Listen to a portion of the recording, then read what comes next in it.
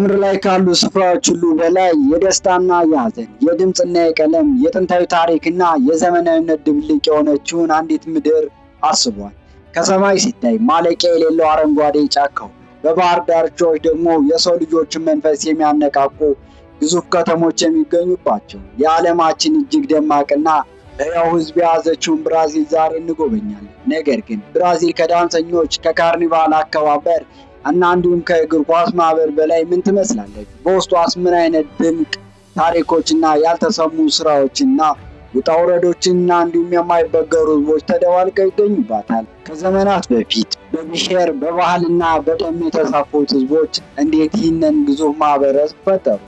በቀኝ ግዛት ጨለማ ውስጥ አልፈው በባርነት ሰንሰለት ተፈትነው የዓለምን ትኩረት የሳቡት ነፃነትና ማንነት እንዴት እንደተቀናጁ፣ በአንድ በኩል በቢሊዮኖች የሚቆጠሩ ዶላሮች የሚንቀሳቀሱባቸውን ግዙፍ ከተሞች፣ በሌላ በኩል ደግሞ የዕለት እንጀራቸውን ለማግኘት በከባድ ውጣ ውረድ ውስጥ የሚገኙ በሚሊዮኖች የሚቆጠሩ ተራ ዜጎች መኖሪያ የሆነችው ይህች ሀገር የሰው ልጆችን የመቋቋም አቅምና የፈጠራ ብቃት ከሁሉም በላይ ታስተምረናለች።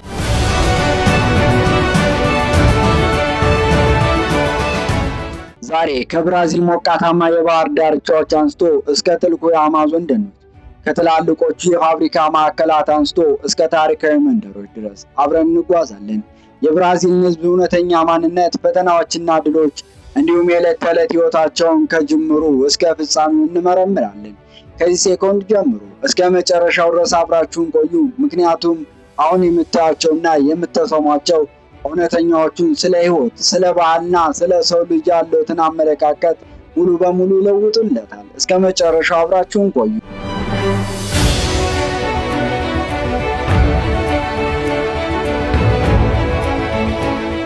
ብራዚል በደቡብ አሜሪካ አህጉር ውስጥ የምትገኝ ሲሆን የሰፊው አህጉር ግማሽ ያህሉን ስፋት የያዘች ግዙፍ ሀገር ናት። በካርታ ላይ ሲያዩት ከየትኛውም ጎረቤት ሀገር ጋር የማይነጻጸር ግዙፍ የቆዳ ስፋት አላት። ይህች ሀገር ከየትኛውም የዓለም ክፍል በበለጠ ልዩ የምትሆነው በተፈጥሮ ውበቷ፣ በባህላዊ ብዝሃነትና በሕዝቧ ሞቅ ያለ ስሜት። ብራዚል ማለት የአንድ ጎሳ ወይም የአንድ ሕዝብ ማህበር ብቻ አይደለችም። ይልቁንስ ከአውሮፓ፣ ከአፍሪካ፣ ከኤስያ እንዲሁም ከደቡብ ባህር የመጡ ሕዝቦች የተዋሃዱና የፈጠሯት የዓለም ውብ መስዋዕት ናት። የብራዚል ቋንቋዎች ፖርቹጊዝ ቢሆንም የባህሏ ሙዚቃና የአኗኗሯ መሰረት ግን ከብዙ ከተለያዩ ዓለም ማዕዘናት እየተወጣጣ ነው። አውሮፓውያን ወደ አህጉር ከመምጣታቸው ከብዙ መቶ ዓመታት በፊት ብራዚል በውስጧ በሚሊዮኖች የሚቆጠሩ ተወላጅ ህዝቦች ወይም ኢንዲጂነስ ፒፕል መኖሪያ ነበረች። እነዚህ ህዝቦች ከተፈጥሮ ጋር ተስማምተው በአደንና በባህላዊ እውቀት ይኖሩ ነበር። የእነሱ አኗኗር ለዛሬ ብራዚል መሰረት ትልቅ አስተዋጽኦ አድርጓል። እንደ አውሮፓውያን አቆጣጠር በ15ኛው ክፍለ ዘመን መጀመሪያ ላይ ፖርቹጋላውያኖች መርከባቸውን ይዘው የብራዚልን የባህር ዳር ዳርቻዎች ተቆጣጠሩ። ከዚህ ጊዜ ጀምሮ ሀገሪቱ የቀኝ ግዛት ማዕከል ሆናለች። የደን ጭፍጨፋ፣ የስኳር ልማትና የእጽዋት ልማት እንዲሁም የማዕድን ፍለጋዎችና የጉልበት ሰራተኞችን መከናወን ጀመሩ። ከዚህ ጊዜ ጀምሮ ብራዚላውያን የዓለምን ተጽዕኖ ዝቅ እያደረጉትም ቢሆን ከፍ እያደረጉትም ቢሆን አብረውን ቆዩ። የብራዚል ታሪክ ከአፍሪካ ህዝቦች ጋር ባለው ጥልቅና አሳዛኝ ግንኙነት ይተዋዛል። የብራዚል መሬት ለምለማማ በሚሊዮኖች የሚቆጠሩ አፍሪካውያን በባርነት ተይዘው ወደ አህጉሩ እንዲመጡ ተደረገ። ከዚህ ጊዜ ጀምሮ እነዚህ ህዝቦች የደረሰባቸው ከባድና ግፍ በተቋሙ ላይ ዛሬ ለማናያቸው የብራዚል ባህልና ሙዚቃዎች እንደ ሳምባ፣ ሃይማኖትና የምግብ አሰራር መሰረት የሆኑ ታላላቅ አስተዋጽኦችን አበርክተዋል። ባርነት ከቀረ በኋላ ብራዚል ከጣሊያን፣ ከጀርመን፣ ከጃፓንና እንዲሁም ከሌሎች ሀገሮች የመጡ በሚሊዮኖች የሚቆጠሩ ስደተኞችን ተቀብላለች። ጃፓን ከውጭ ሀገር ውጭ ትልቁ የጃፓን ማህበረሰብ የሚገኘው በሳኦ ፖሎ መሆኑ የዚህ ታሪክ ማሳያ ነው። ይህ ሁሉ ቅልቅል ዛሬ የምናየውን ባለ ብዙ ቀለምና ባህል የያዘውን ዘመናዊ ብራዚል ማህበረሰብን ፈጥሯል።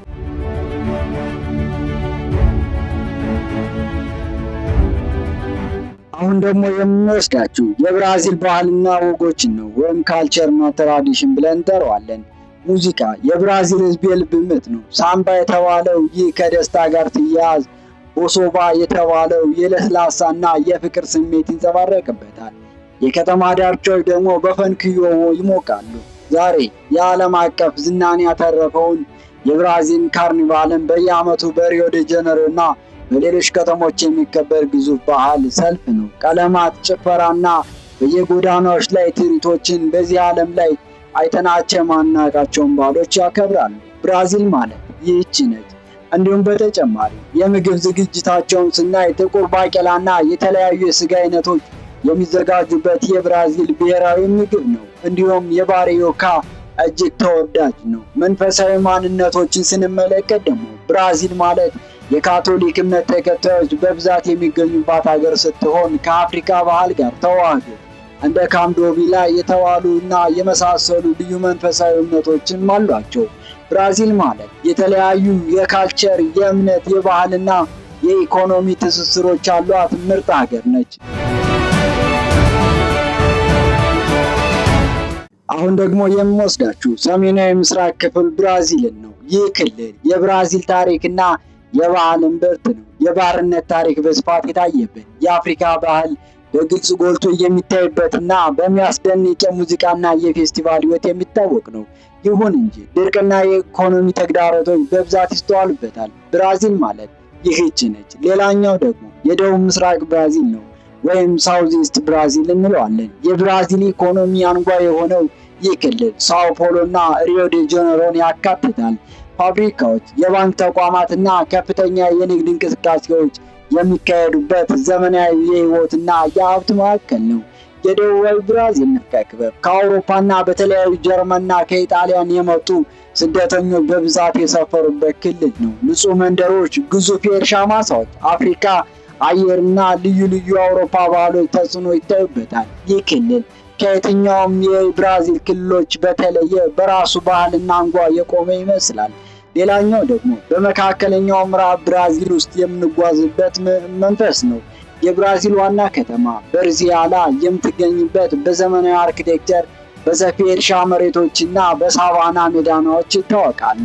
ሰሜናዊ ብራዚል ስንል ደግሞ የአማዞን ክልልን ወይም ነርዝ ብራዚል አማዞን የማለቂያው ክልል እየተባለ ይጠራል። ማለቂያ ማለት የሌላው የደን ክልል ነው። ተወላጅ ጎሳዎች ከባህል ተገልለው የሚኖሩበት ማህበረሰቦችና የተፈጥሮ ሀብት ጥበቃ ዋና መለያቸው ነው። ይህ ብራዚላዊ ክፍል የአማዞን ደን ተንተርሶ በዓለም ላይ በጣም አስደናቂ የሆኑ ራሳቸውን በራሳቸው የሚያስተዳድሩ ልዩ ጎሳዎች ይኖሩበታል። ብራዚል ማለት ይህን ሁሉ ህዝብና ታሪክ በራሷ አንጓና በራሷ ባህል አካትታ የያዘች የአንድ ሀገር ተምሳሌ።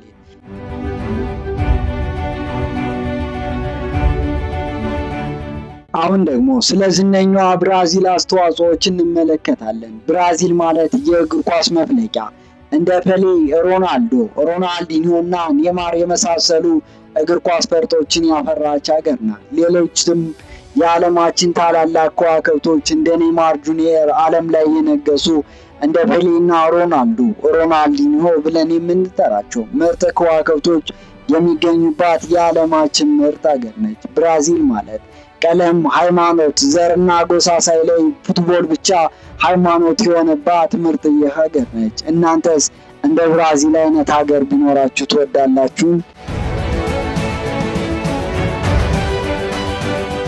ዛሬ በሰፊው በጥልቀት የጎበኘነው የብራዚል ሕዝብ ታሪክ ነው። የሰው ልጆችን ጥንካሬ፣ ፈጠራና ተስፋ የሚያሳይ ሕያው ምስክርነት ነው። ብራዚል ከዳንስና ከእግር ኳስ በላይ ናት።